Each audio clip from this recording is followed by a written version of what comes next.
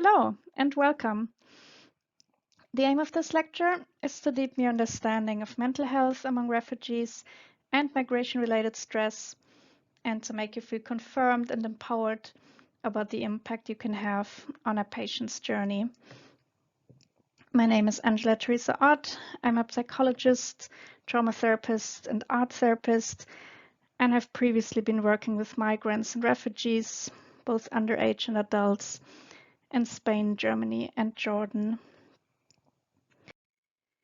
To begin this lecture, we will watch a short clip from a senior mental health officer from UNHCR. Pay special attention to the terms of resilience, involvement, as well as normalizing versus pathologizing. So I often think when I'm visiting refugee settings, that what would I do when I would be in that situation? And I have to say, sometimes I think, like, would I be able to cope with all the poverty, the lack of prospect, and the lack of services sometimes as well.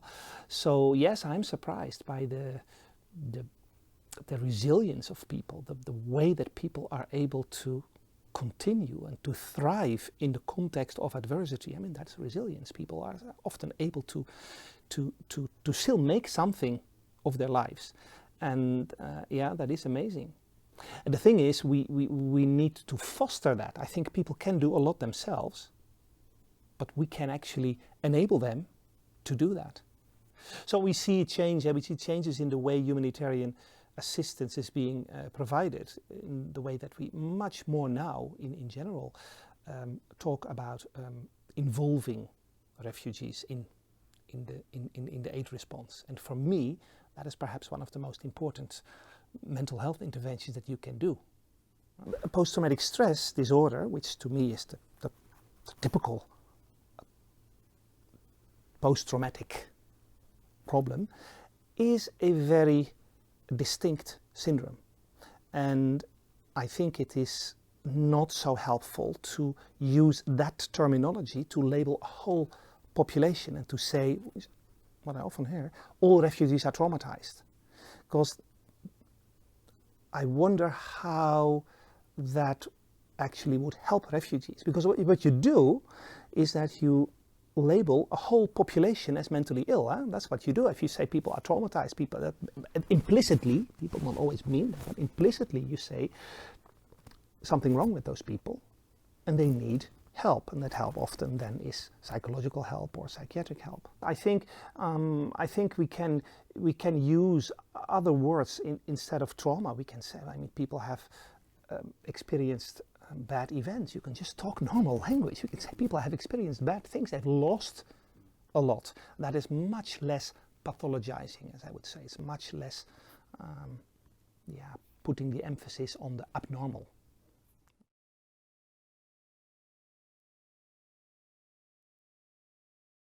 My colleagues already put emphasis on the enormous variation of migration.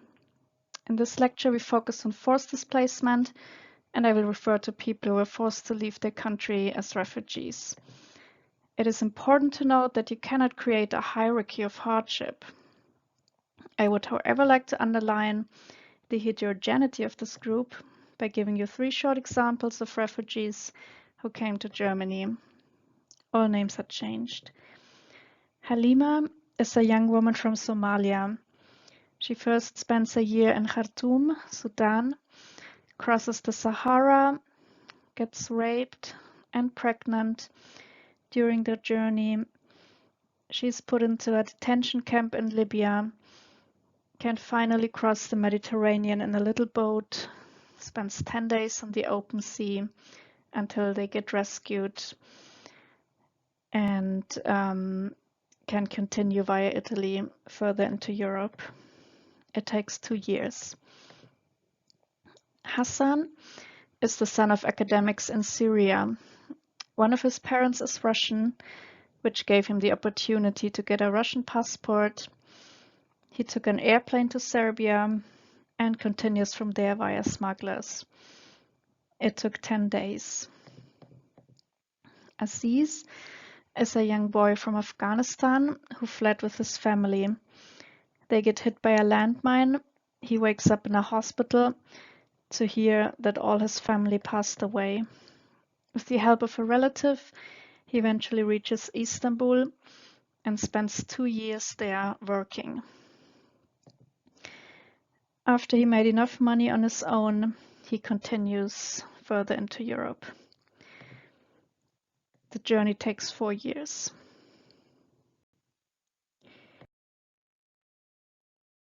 Keep in mind that migrants and refugees have different levels of vulnerability as well as different access to resources.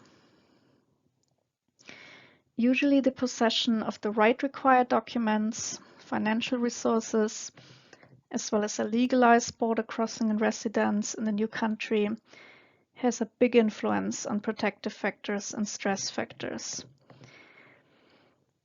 In this first group, can call it privileged immigrants, often called expats, people with mobility. There is a very low vulnerability because of the access to many resources and a stable legal situation. You have immigrants with less resources, but also a legalized status.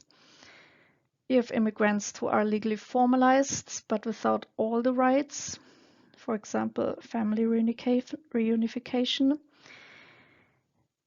And then you have semi-documented immigrants who live from one temporary permit to the other, who have limited rights, limited access to the health system, for example, or other social services.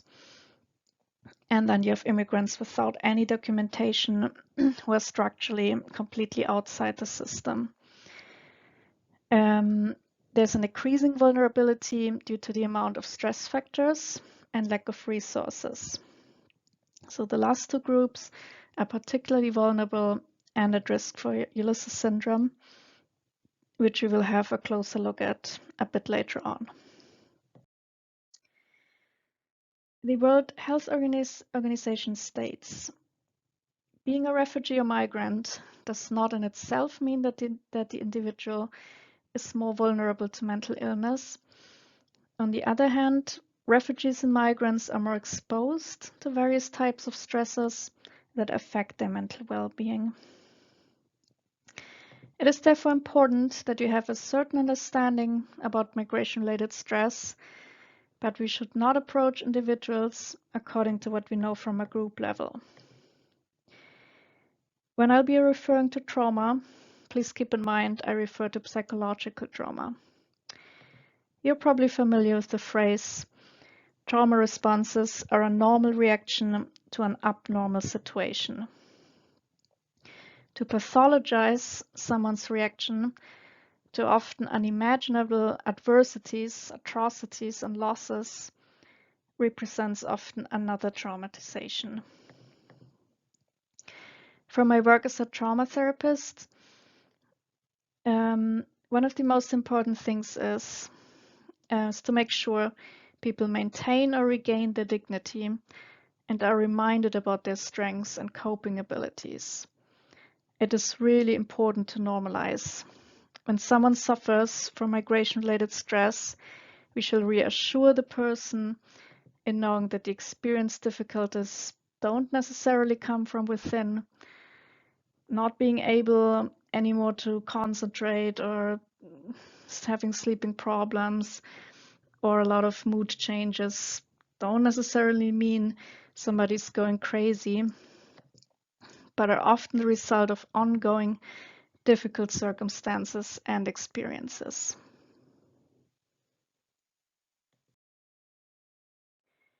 An example, a patient's headache can be related to war and trauma, as implied on this illustration, but it can also be caused simply because she would indeed need reading glasses, or it can be a combination. It is important to be aware that the person in front of us can suffer from migration-related stress, We should, however, not automatically assume that everyone with a history of migration and trauma suffers from that, nor that any kind of symptom is migration and trauma related. It can also be unrelated to that. Here are several common psychosocial migration-related stress factors.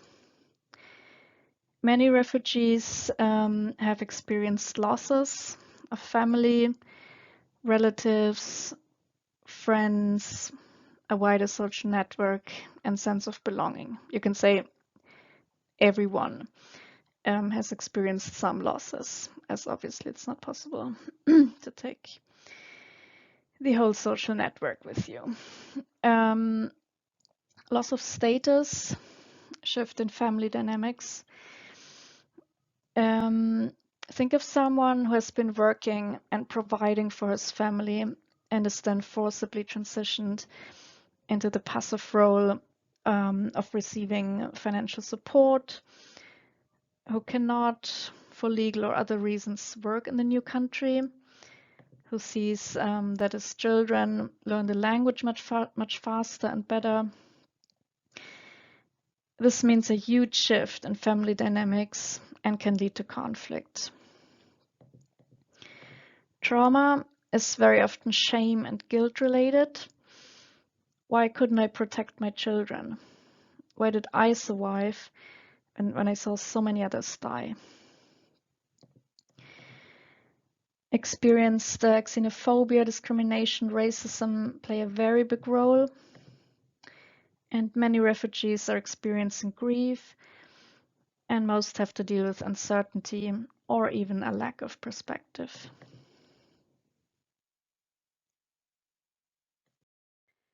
In this model, we see an interaction between trauma reactions, the process of resettlement and cultural transition, as well as normal life challenges. In this block at the bottom of the slide, we see a lot of factors that come into play, such as the legal situation, the social situation, culture, economy, language, emotional balance or mental health, education, and life experiences.